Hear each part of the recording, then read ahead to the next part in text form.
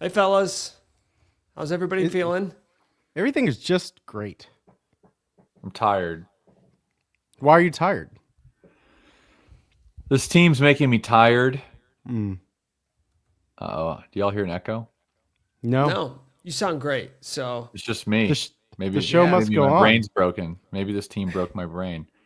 Yeah, we'll talk about it. I traveled from Dallas Oh, yeah, to you were boots on Lawrence. ground, huh? You were at the I was game Yeah, I was at the game. I was at the game. in Gosh, you in. have a bad history at this point of going No, to don't do Kansas this. games. No, Don't you do that. do. No, you do. Because 2 years ago, we went to the field house together for the TCU game, and big ol' Eddie Lampkin just I went can't. absolutely bananas as TCU throttled Kansas. That was like a Okay, here 20 we point go. Look at game. that. You might be banned. 2 games. 2 games. Shut up, everybody. I saw a couple losses. Big That's deal. true. And, if you want to spin it even further, I don't even know if this is a spin. Technically, you saw Kansas lose a game that Vegas said they were going to lose. So, and or let's spin it even more. Mhm. Kansas took the best team in the Big 12, a national championship contending team, to double overtime. And they just couldn't close the deal, but boy, did they come close. There you go. Let's hang a There's banner. the spin. Let's hang a banner. Push the Cougars into double overtime. I don't like this. I Oh, don't. let's hang a banner. Kevin saw Nick's dad in the Crimson Yes. Club. Yeah, that was Wow. cool. That was a win. I think everybody can agree. That's You a took win. your so Kevin. You took your college visit to KU when A&M was playing Kansas and AC Law made the three in the corner. That's not true. Oh, That's just and not then true. It was not and even. It was the no. only game you went to as a student was the Texas game in 2012 against after Thomas Robinson. Trust me. I got a very. I can't even really talk about it. The invite was so top tier. Uh, I think maybe I can worm my way in there again, but I am going to be pushing for the most cupcakey Big 12 opponent next year so we can get this thing on track. As much as I'd love to see a high profile battle, no, I'm going to want to go see, Colorado or somebody. Somebody no, I somebody wouldn't Don't even weak. say go to it. a Don't say it. don't even go to a conference game, Kev. I would just stick to a Ivy non League. honestly exhibition. Fort Hays State. Washburn. Yeah, It's time to reset. I think I that's a don't think we great need to call. reset that hard. That's a complete lack of confidence, and that's not how we approach being fans typically. And then you can go to So Well, you got Nick started off by saying that we took a contender to double overtime at Allen Fieldhouse. So Spot the apparently lie. we're just Kansas State fans now. really quick, before we move on from this just ridiculousness, I did go to the game in Fort Worth. So Oh, batting 500 for the week. You went to 2 games this week What a week, huh? in multiple states. Wow. I saw what I thought was the AJ Store breakout game, and then I saw the AJ Store breakdown game. just the knife. You saw the breakout game and the crash out game. Well, let me ask you this. Now that you witnessed both of those games live, if you could trade the results, would you? Or is it a net? Is it a wash? I would rather see the win at home. Is that what you mean? Yeah. You would trade Oh, a loss on the road to TCU? yeah, because I've seen that before. I saw that in 22 whenever it was their last loss of the year, and then they won out. They won the whole thing. Ever heard of it? The national championship. That did Uh, happen. That was so cool. so if I could like spin it like that, yeah, I wouldn't care that much about it. Although seeing the court stormers from Barstool live and in person wasn't very fun. I would trade it for sure. That was an electric game. I'm sure we're going to talk all about it, but yeah, I would much rather see them pull out that win against Houston. That was right there for the taking. All right. Let's reset a little bit here. Kevin Teehan there, Mike Vernon. I'm Nick Schwert. KU loses in double OT to Houston, 92-86. I don't even know why I do this, like why I have to recap, as if anyone's tuning in saying, when are they going to get to final score? What happened the other night? Yeah, KU lost in... It's not the worst loss in recent memory. It is, I think, the biggest nut punch in recent history. Like, it's not like it's not going to define the season, I don't think, in either direction. But that was one where I don't think I've ever seen anything like that. Being up by 6 points with, what was it, 14 seconds? How much time was on the clock when DeJuan stepped to the line? I think it was 19 seconds, and the woman and her family in front of me left. KU fans? Did you catch her name? Yes. Because you should out them right here, right now. I wish I could. We'll look them up. We will dial them on the phone, put them on. She left. When he stepped to the line, I remember DeJuan got the rebound, or got the ball, and he got fouled, and someone came up to him. One of the other guys came up to him and was like getting really hyped on the court, because at that point, naturally, you feel like this game's over. And I remember DeJuan just kind of shrugged him off. DeJuan was like, no, like, I'm not ready to celebrate. And I'm thinking, like, that's a guy who understands the assignment. That's a guy who's about to go to the line, knock both these fuckers down, and we'll celebrate later. We're not celebrating now. DeJuan toes the line and clanks both of those suckers. And at that point, you're like, okay, well, that's not good, but Houston needs a lot to happen in a short amount of time. Oh, DeJuan. I think that first three left the dude's fingertips at about 8 seconds. And so then you're like, oh, that makes you sweat a little bit. The ensuing inbound, that pass. That little pass short. From... I went and checked the box You thought score. Hunter was Diggy for a minute. I went and checked the box score. I was like, how many turnovers did Zeke have in that game? It was three. Just three. It felt like more because that one felt like about 5 turnovers in one. And that's why I say, yeah, I know overtime, we can get into what happened in overtime, but the story is like being up 6, having 2 free throws with 18 seconds to go, and somehow losing that game. That's why I think it's the biggest gut punch. So gut punch games are interesting though, right? It's not like, because it's so improbable, I feel like they are on their own island in terms of like, where do we go from here? What am I supposed to do with this information? How do I cope with this? Because it's not like you leave that game thinking there's very clearly 2 different classes of team, right? Because Houston's a national championship contender. You went toe-to-toe with them. But yet, it didn't, afterwards, it did not feel like these were 2 teams on the same level, because one team knew how to finish the job and the other didn't. And I feel like that's kind of a microcosm of the season, which is like, hey, KU can look good. They can look like a really good team. Can they do it for 40 minutes? How about 45? How about 50? And the answer to all those questions. How about 19 seconds when it matters the most? I was going to say 39-40. They can do it for 39-40.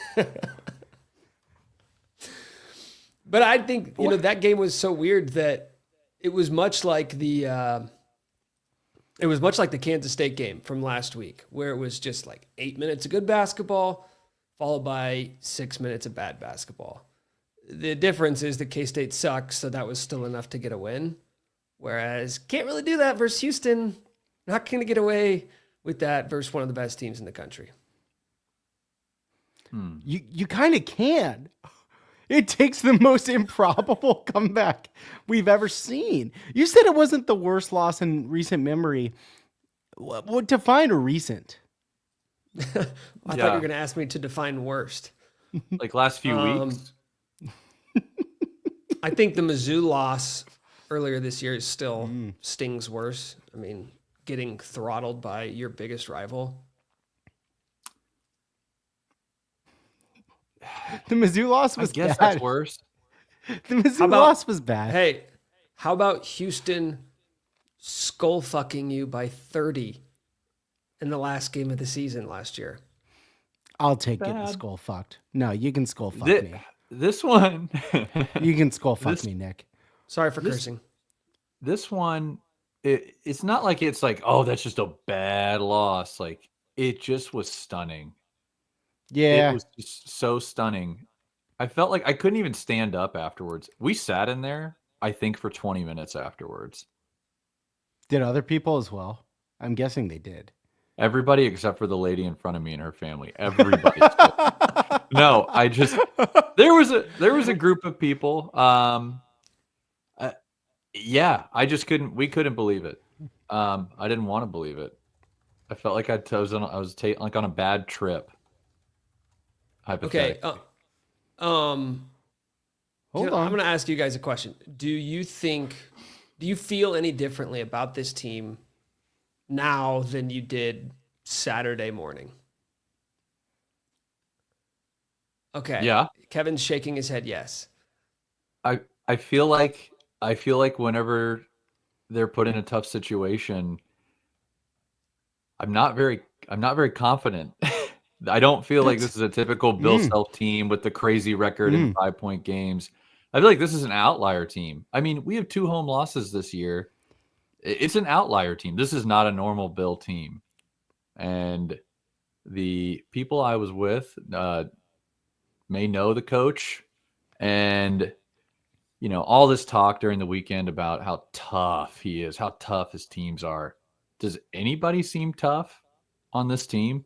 In spurts they do, but I don't feel like this is one of those like, oh snap, we're in it against Kansas and it's coming down to the wire and the other team's got fear in their heart. This just doesn't feel like that. Yeah, the guy who's tough is probably the guy who generally everyone didn't want to play and was injured, by the way.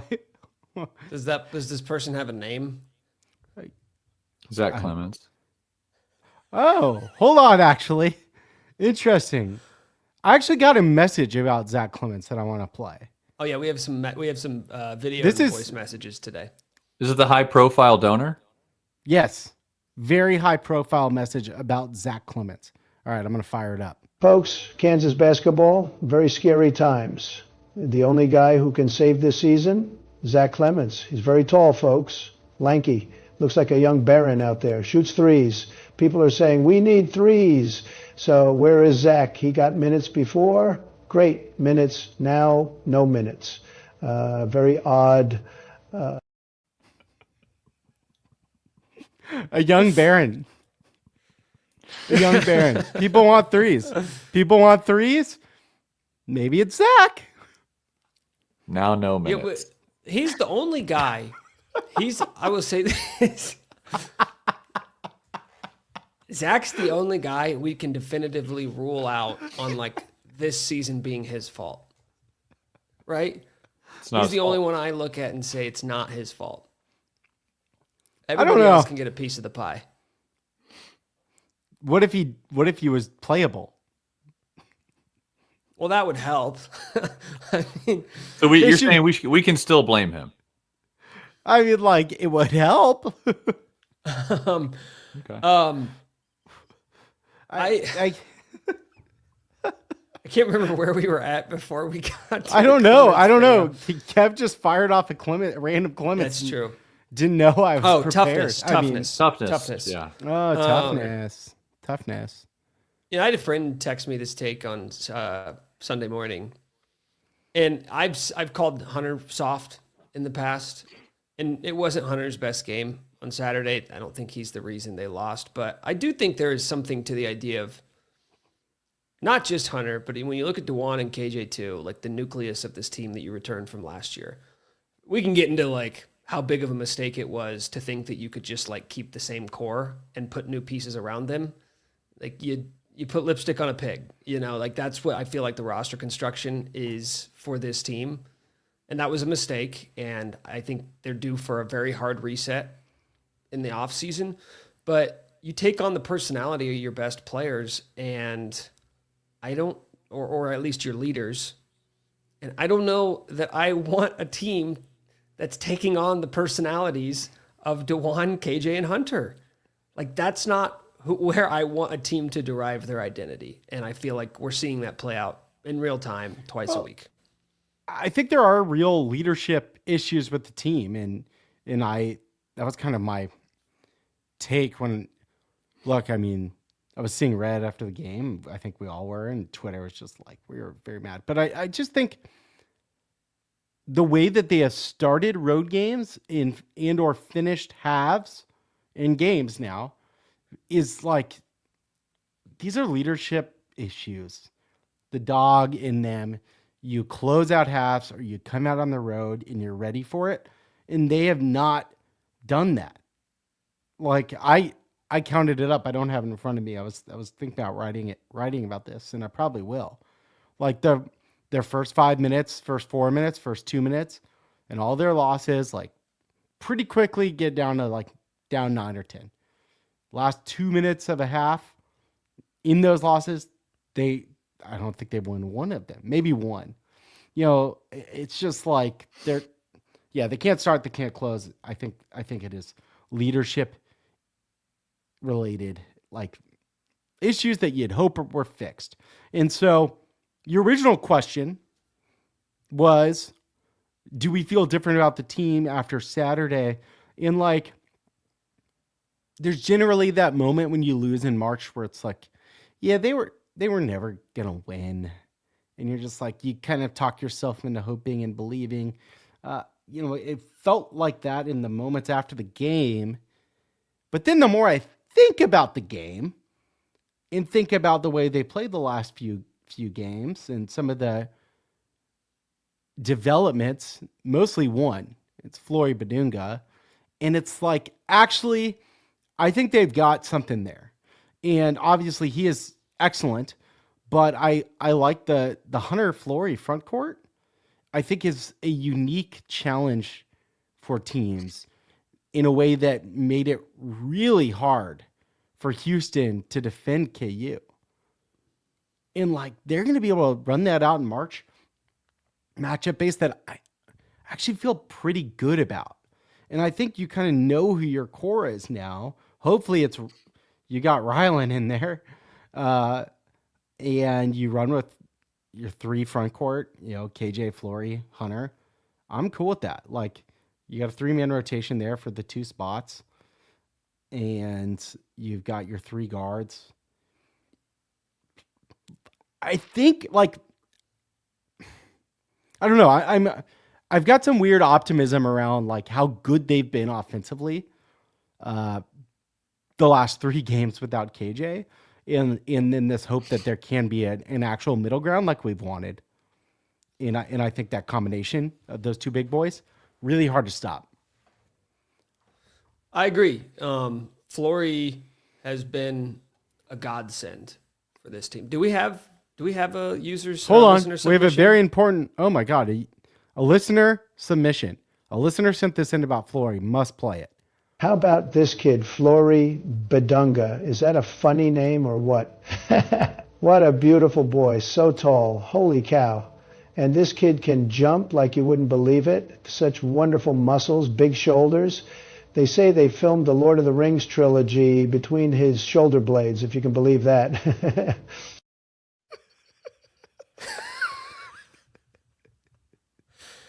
I mean, that's an astute breakdown of this kid. Wow.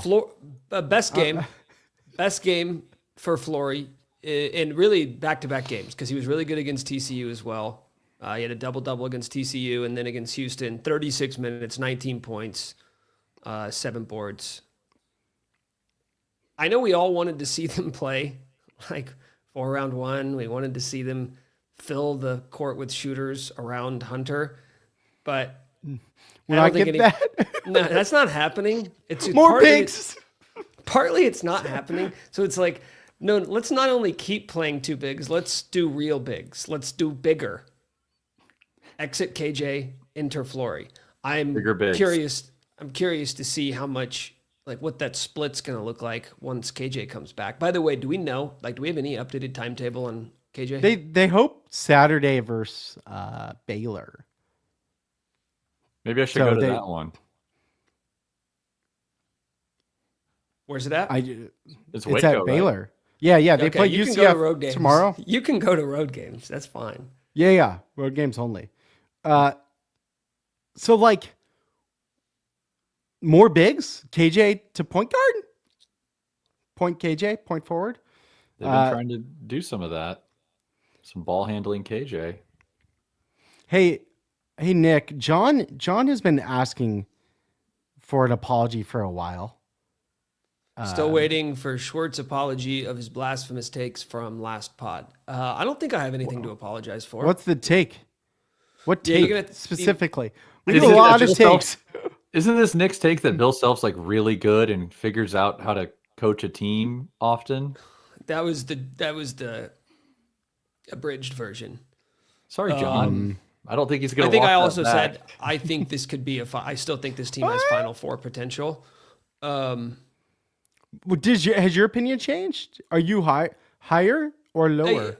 I still maintain the idea that like this team can get to the Final Four. I mean, they were 7th in Ken Palm before the game. After 7th in Ken Palm. So it's not like the predictive measures are looking at KU and comparing them to every other team in the country and saying, yeah, there's about 15 teams we like more.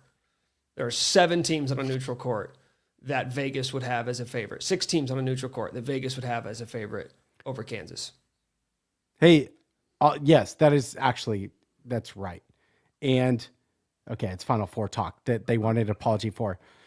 KU's best 2-man combo, by the way, in conference play, Badunga and Dickinson, the offense is in the 99th percentile. The defense is in the 97th percentile when those guys are together.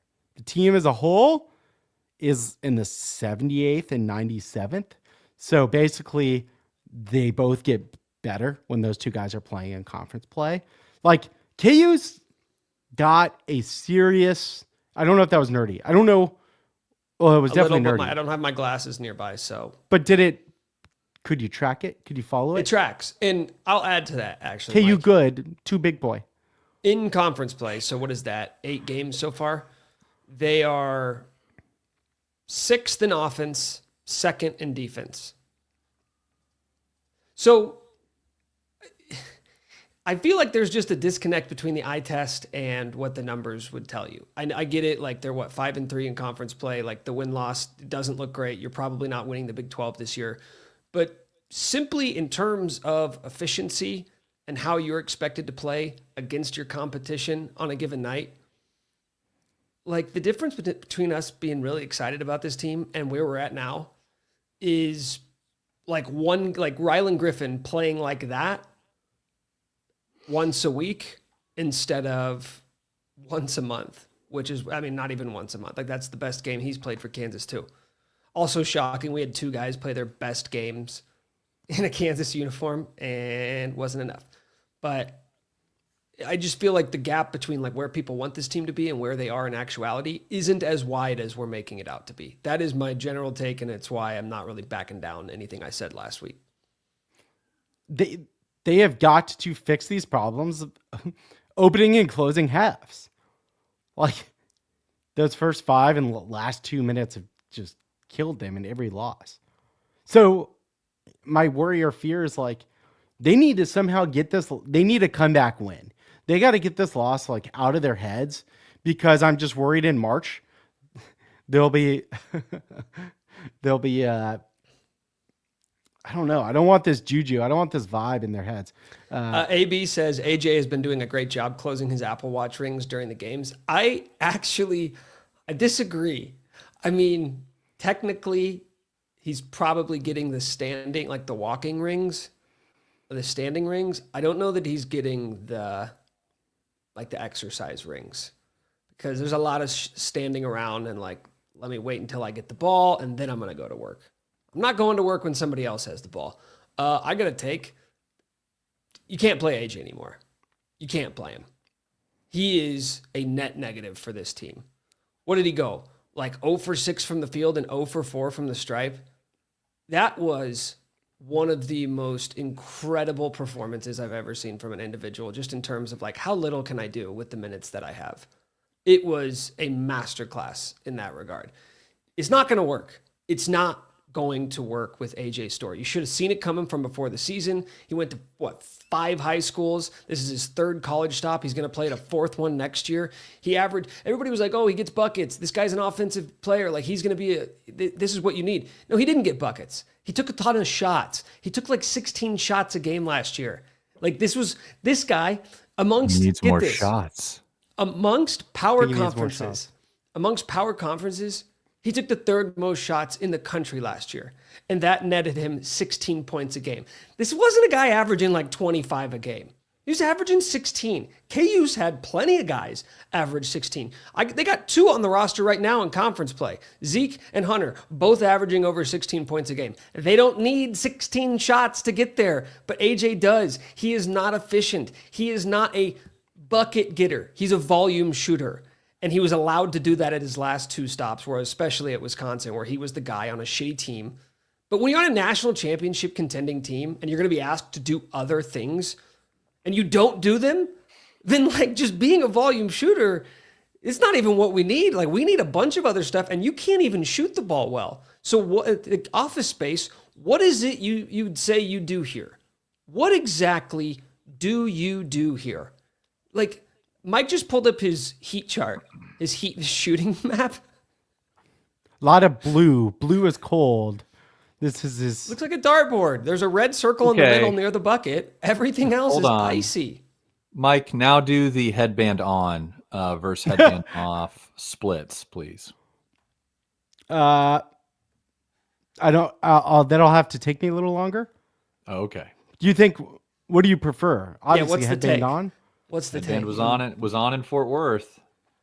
I was like Interesting. I was kind of back behind the bench up a little bit, and I just wanted to let him know in the first half, like, go get that headband out of the locker room, put it on. These are his field goal attempts, by the way. Percent of them. A lot of red now.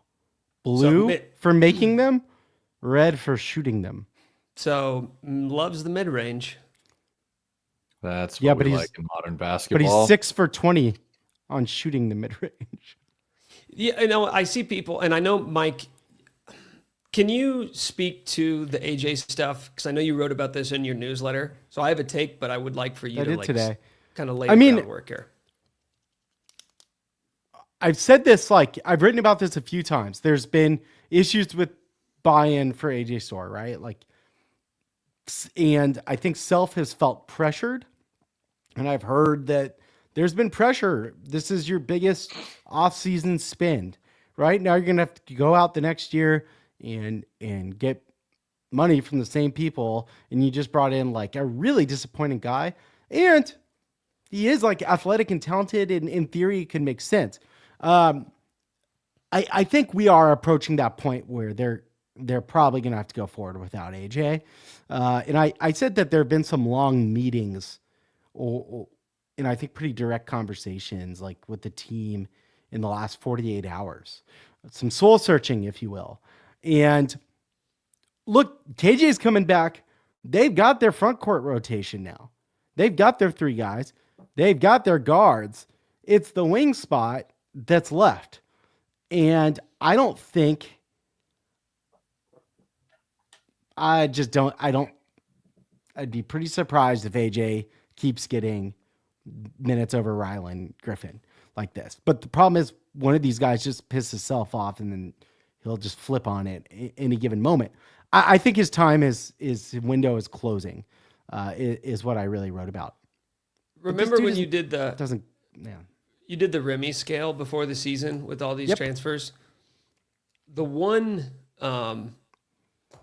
addendum I'd like to make there with AJ is I don't think he was ever like 5 Remy's. I don't remember how the scale worked. Is 5 Remy's good or is 1 Remy good? 5 Remy's good, 1 Remy bad.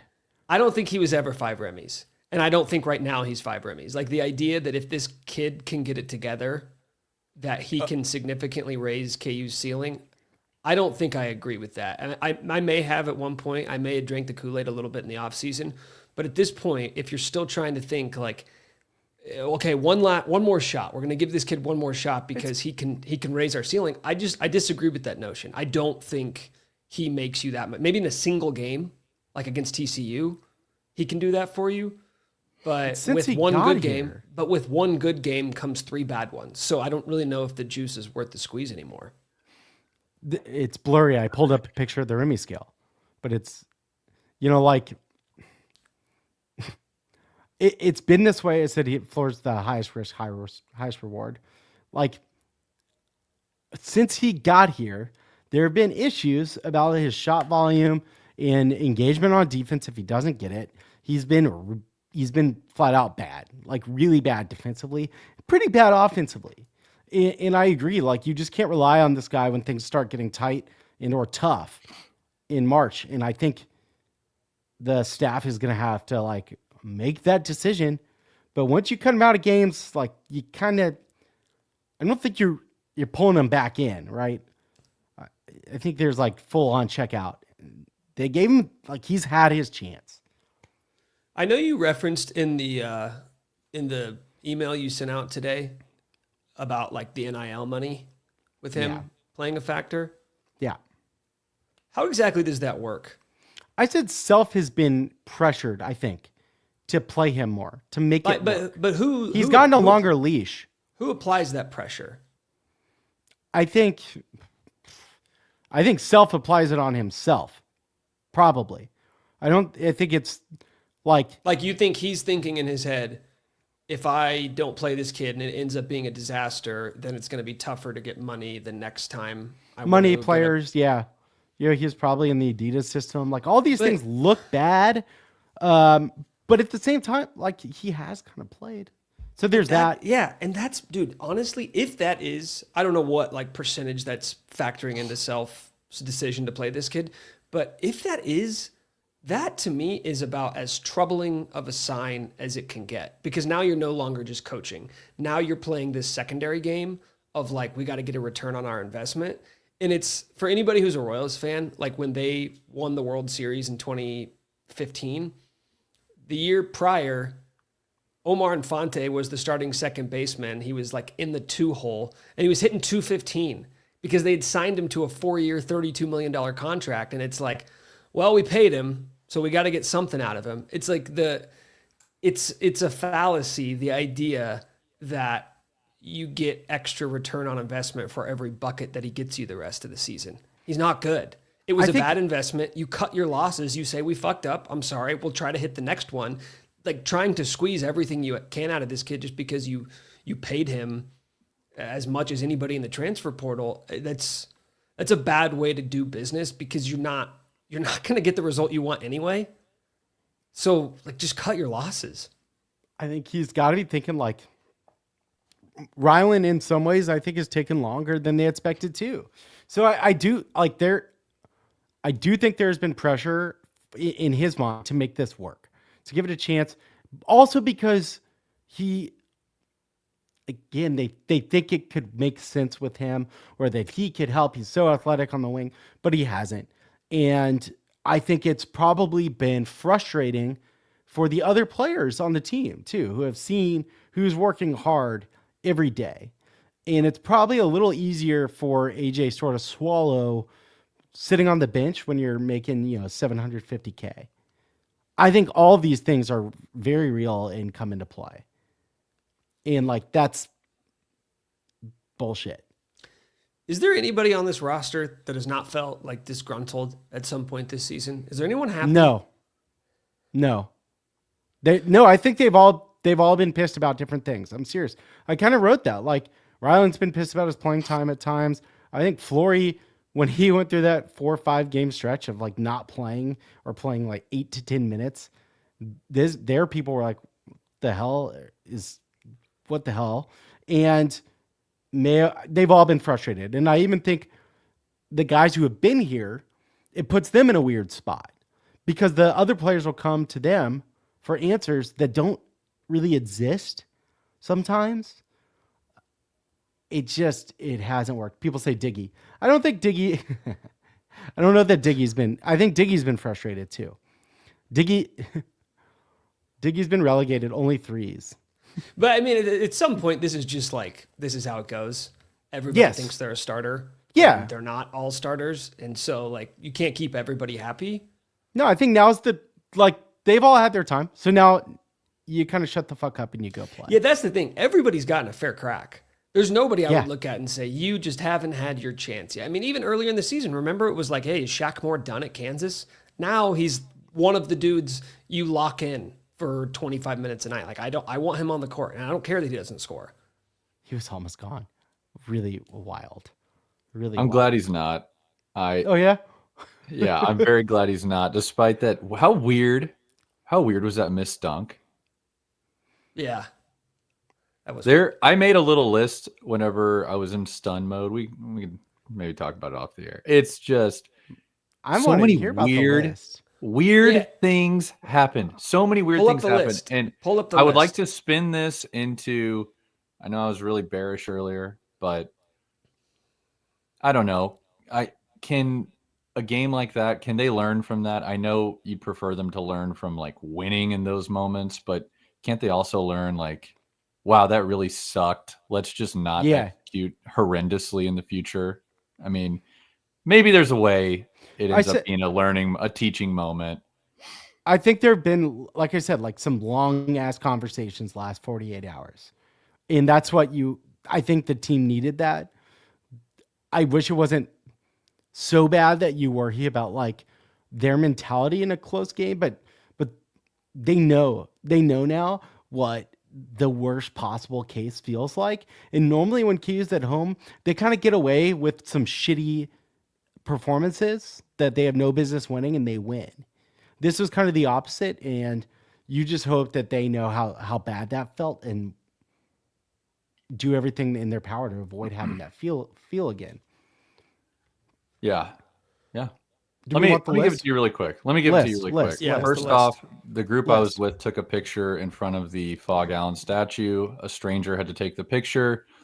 When we looked at it, the stranger cut off Fog Allen's head. His head is not in the picture. I think that maybe Fog Allen was like, oh yeah, you want to cut out my head? How about this? The ghosts are going to work in reverse today. All right. That's just one thing. You let former Texas Tech Red Raider Malik Wilson turn into an absolute stud. That was insane.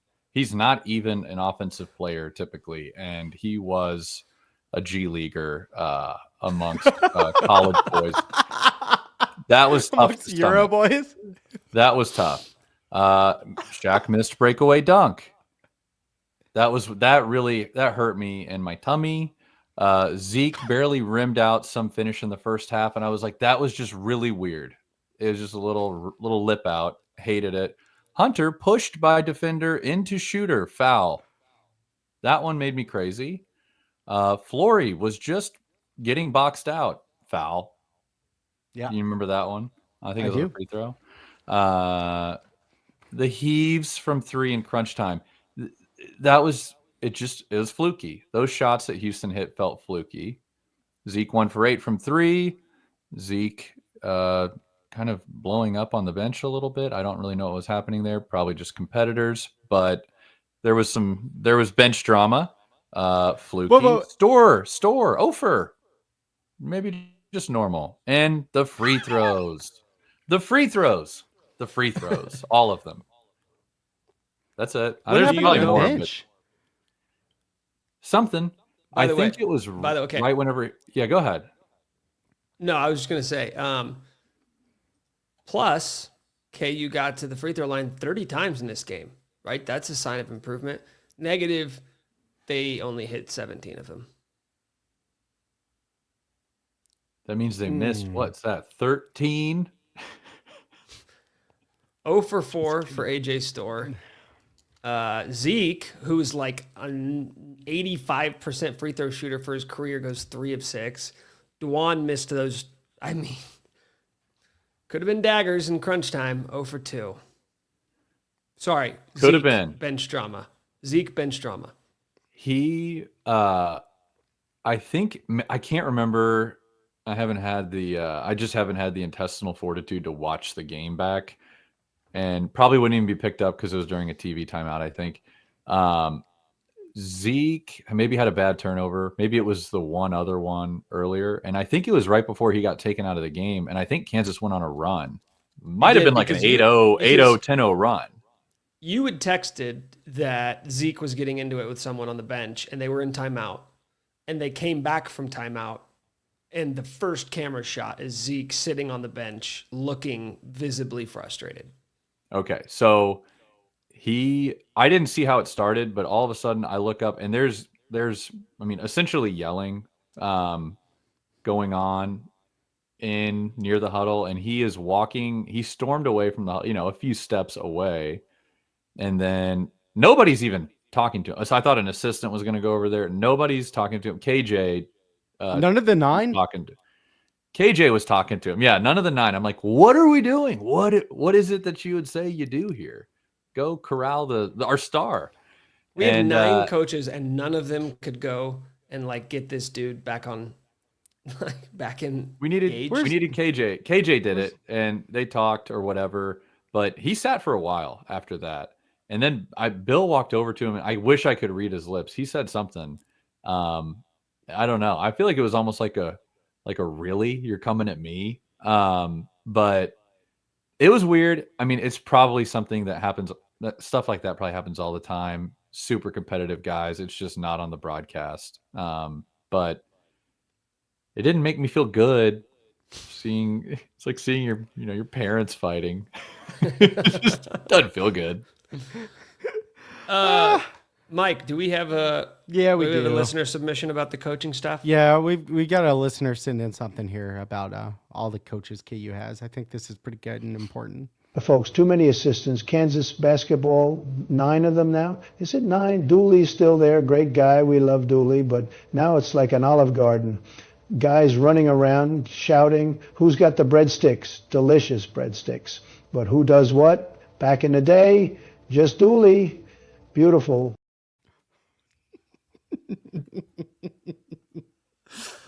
Back in the Too day. many coaches. No one knew who to take it. No one knew who to take it.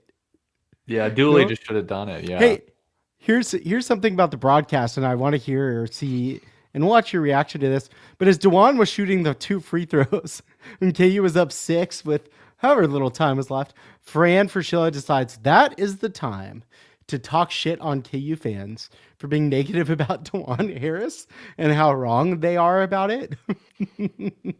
Wait, did he really? Oh yeah, Right before he missed him? While missing, both. He talked the whole way through it, saying that KU fans. First of all, he goes, "I'm not really on social media," which is we're gonna start this take with a lie. Fran, dude is online. All right, thank you, yes. Fran. So it's just full of shit. So then, anyways, he's like, some KU fans, even though I'm not online, I somehow know this, are don't like DeJuan as their point guard, and you are wrong. Basically, as the second one misses, it was just it was brutal. It was brutal.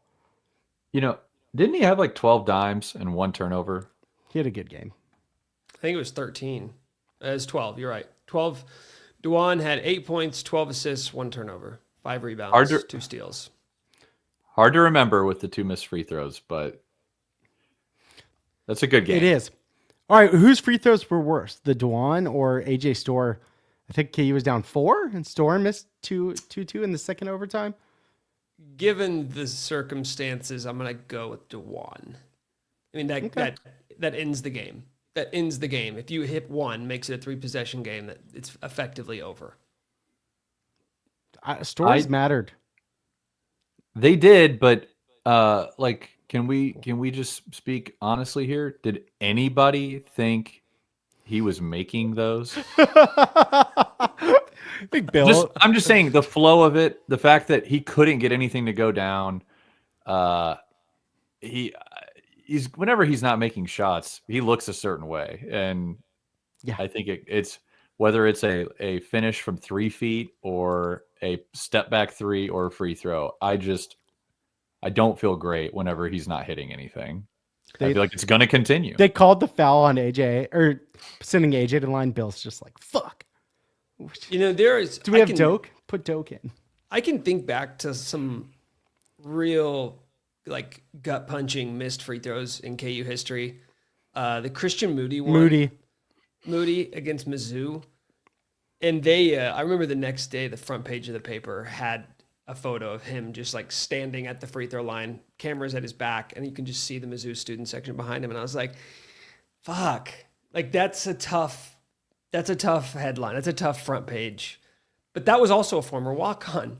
Whereas DeJuan, like I was thinking about this after the game. It's like DeJuan, you look at the box score, he was really good. But for your senior point guard, like national championship winning point guard, to go to the line in a moment in a game that felt bigger than just like a win at home. It felt like this could be the turnaround point of your season, and you have got the longest tenured player on the roster, like with a chance to put the game away. And for him to clank both of those, it was just like, it's a microcosm of this season. And I don't want to make a mountain out of a molehill here with DeJuan. I'm not going to like say that like he's the sole problem with this team, but I go back to the idea of you came into this season, we thought you were going to have more floor spacing, more shooting, and yet what we have is a slightly better version of last year. You do have some more spacers. Like Zeke has been a godsend. Flory's the best freshman big we've had since Embiid, probably. Yet game in, game out, it kind of feels the same, doesn't it? Like the pieces are a little different. Like you put a little bit different dressing on it. Like you send it through the car wash, but like you come out, it's like it's still the same car. They seem kind of like they're not having fun at this point. No. It doesn't look like DeJuan's having fun. Like they're not flying around out there. The energy is down, and I do think that has something to do with like, I think 3 like years of some drain. I don't know how you fix that, but I think it's pretty real, actually. But you know what's fun is winning and dunking. We need more dunks. I think they had fun in Fort Worth. Just one game ago. I mean, you saw fun? Now, I think they were having fun. I think the bench loved some store moments. I know they love Shaq. I think they love whenever Shaq does his little Shaq things, which is usually little dunkies or 3 timely threes against TCU. They can have fun, but there are too many times where they do seem pissed at how this is all going. They seem stressed and pissed, and like even the KJ fist pumps and air punches are like such a like it feels more like tension reliever rather than like fuck yeah, we rock, we're about to fuck some dudes up, which is what KU basketball did for a long time. I also wonder, like, I know you wrote about this, Mike, that KJ's stepping up more in terms of like calling guys out and trying to be more of a leader, and DeJuan as well. But the problem with like DeJuan as a leader, it's the same thing that people said with like Perry Ellis. They're like, well, he doesn't really get in guys' faces, but he leads by example. It's like, well, that's not enough. So cool. Like just going out and being good isn't going to make other guys go, well, I should be good too. I should do what Perry does. And that's kind of the thing with DeJuan. If you're not a vocal leader and you also like are kind of an inconsistent player on the court, it's kind of tough to be the guy that leads by example. Like yeah, dog. Like you in have a to be perfect a world, quiet killer. In a perfect world, yeah, like Shaq Moore's been here for 5 years and he's the leader on this team. Zeke's been here for 4 years. He's the leader on this team. But instead you got some guys like, I know Bill loves to build teams this way where it's, hey, we've got some seniors, we've got some program guys, but when the program guys are 2 dudes who have to overcome their shortcomings as players, it's a recipe for disaster. Well, it's not the recipe for a Final Four team. I don't know if it's a recipe for disaster. I know some people would probably characterize this season that way. It's often not the recipe for like a team who's going to make a deep run. That's the concern. I think we all have it. There's talent. This isn't last year. We're not watching Nick Timberlake out there. Though, can you imagine the internet at this point in the if season? Nick Timberlake missed those free throws. But you know what's funny, Mike? If at this point, with the way it's gone with the Wings, if Nick Timberlake were on this roster, I'm convinced that at some point in the last 2 weeks he would have got extended run. Yeah, they would have been like, let's try Timby out. Let's see if this works. They would have. I mean, Diggy's getting minutes. You know, Timbo would be out there getting some run. I'm thankful we never saw Diggy and Timbo together. God. Can you imagine a lineup of Diggy Coit, Nick Timberlake, AJ Storr, KJ Adams, Hunter Dickinson? Stop. Really good defense. It'd be the worst defensive team ever. Okay, we got like 10 minutes left here. So let's pivot a little bit. Pivot? I'm not ready to like bury this team. I'm really not. I'll go back to it. They have the second best defense in conference play. This is just in conference play. So we're not counting all the early season wins. We're not counting the wins against bad teams in conference play. They are the second best defense in the Big 12. They are the sixth best offense. The gap between where they're at right now and like being a top 5 team in the country is increasing your offensive efficiency marginally. It's Rylan Griffin giving you those games once a week. It's Flory playing 25 minutes a night and like being a guy who can get you 10 and 8. I don't think they're that far off. I don't think they are either. It seems like people are like in sky is falling mode, and I just don't think we're there yet. I don't. Like last year's team was hopeless. Last year's team did not have a path to like looking like one of the best teams in the country. This team at the very least, they have a path because they're a much, much better defensive team than we had a season ago. The last 3 games, just so without KJ, the last 3 games, KU has the highest adjusted offense in the Bill Self era and the worst adjusted defense in the Bill Self era. So like, it seems like 20 minutes from our boy, but it could work. And I'm with you on the conference. Like there's a recipe there. And I think, again, they have not been able to put strain or stress in opposing defense. I don't think they've been hard to prepare for really like last year and then the first half of this year. Those 2 big guys, that starts putting some stress on a defense. You have to deal with removing Hunter Dickinson or trying to limit how he can beat you, which is a totally different strategy than when Flory's out there and the rim runner or those 2 guys play together. And then you have to deal with both of them and you're getting crushed on the glass. He's defending the rim. They were running a lot of screens to the side, putting Flory down low and then having flare outs for corner threes. Like that to me is reason for serious optimism. And then whatever the hell happened to Rylan Griffin at the end was pretty awesome. Like there's a core. I think finally they have to be okay from like really an improbable loss, but they should be. Now there's no chance that Bill goes back to like playing KJ like 30 minutes, right? There's no way. No chance? Oh, really? No chance. Okay. Oh, well, there's definitely a chance.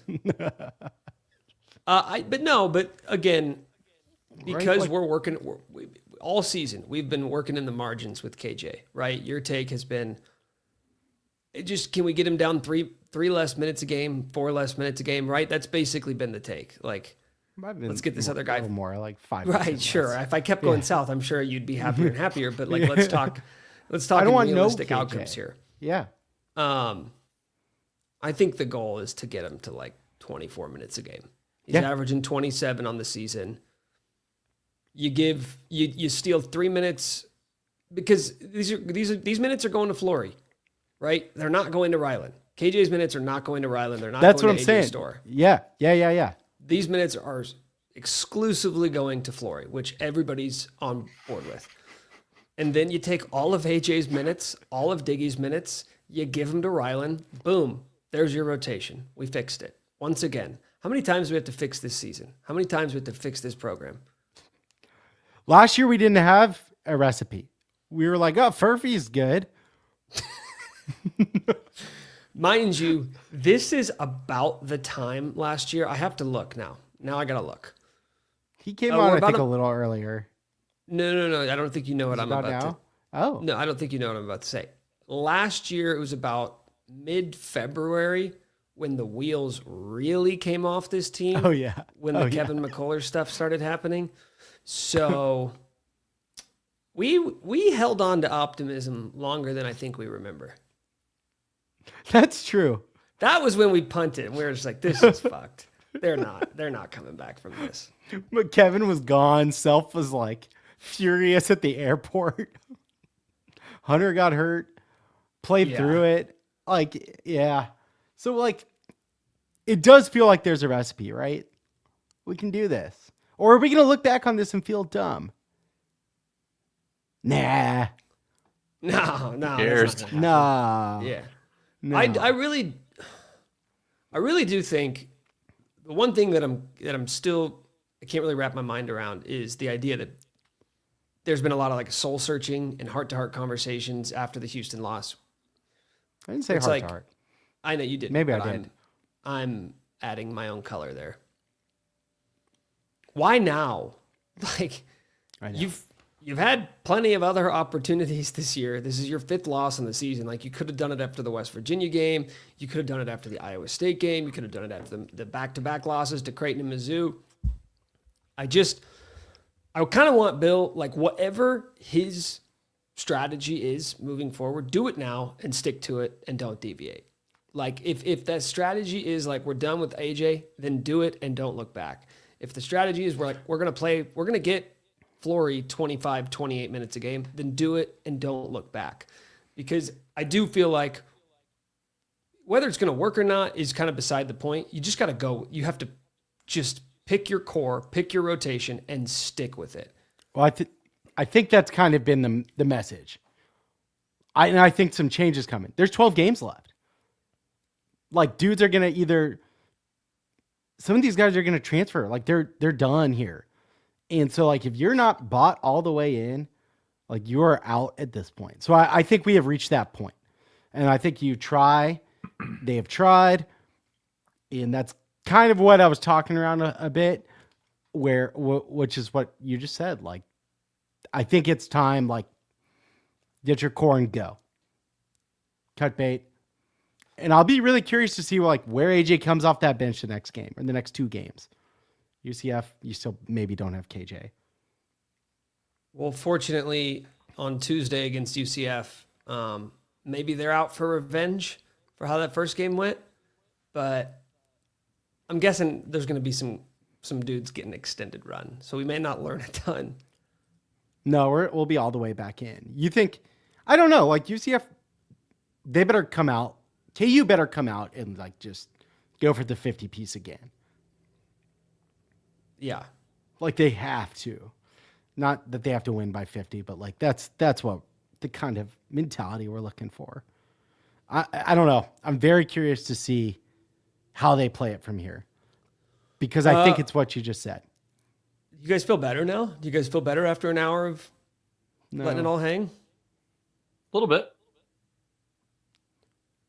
You told me, show you it said all? there's 12 games left. If 12 anybody can get something rolling a little bit as postseason is approaching, it's Bill. So, I mean, 12 games, not a lot, but it's not 5. I think I feel a little bit better. Yeah, if we'd had that game, if that Houston game had come last game of the regular season, You're kind of cooked. you're cooked. Yeah. Oh yeah. No, now is like an okay time. Like I do think they have Yeah. that chance. Because to the whole idea of like you're running out of time, I know Mech said that. I think it was last week or maybe the week before. It's been said many times on this podcast this year. It's like you're kind of running out of time. I agree, but the flip side of that is you don't need a ton of time in college hoops. Like if you can get hot the last 2 weeks of the regular season, like sometimes that's enough. That's enough to like get all the pieces in motion and everybody in the right spot to figure it out for 3 weeks in March. How does this traditionally, like a traditional Bill Self team, right? We've seen these patterns over the years. It's like they're going to go on a little 2-week run. We're all going to be in. They're going to have some random horrible loss on the road. Really bad. And Self's going to light their ass up. And then they would kind of go on a run from there. I think that's a pretty realistic possibility. Well, to that point, in 2022, when they won it all, Yeah. they lost back-to-back games, back-to-back road games in late February and early March. They lost to Baylor by 10. They lost to TCU by 10. They came home, beat TCU by 4. They beat Texas in overtime and never lost another game the rest of the season. But like if we could go back to those back-to-back losses with 2 games to go in the regular season, what do you think people were saying? David McCormick sucks. This team doesn't have any dogs. It's not happening. And then they ripped off 11 in a row to end the season, Yeah. which I don't... They Play didn't- they Zach didn't- Clements. And they never, by the way, they never won 11 in a row at any point that year. But So it All can right. be done. Hands in. Let's win out. Wait, now? Went out from here? Why not? When, might as well Lose- start now. lose one more weird road game. Only. Hands No, in. win out. Win out sounds better. Win out's a better chant. All Went right. out. Win out on One, 3. 1, one, 2. two. Went out. Win out.